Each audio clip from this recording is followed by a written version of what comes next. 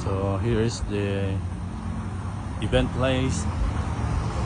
Yan dito sa food park sa street by Severardo Carrillo.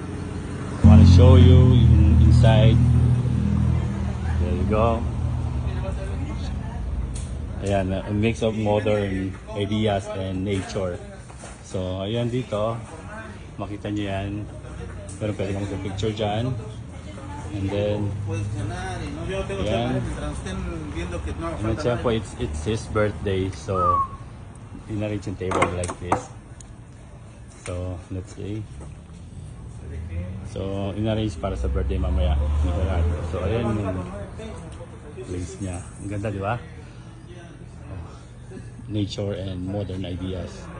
So, dito gagawin yung event ng Fiesta Filipina.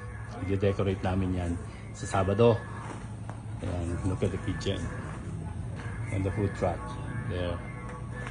So, here's the kitchen. So, hindi na tayo papasok kasi I have to go back to my hotel room. Ayan, so tignan nyo, di ba? Ang ganda.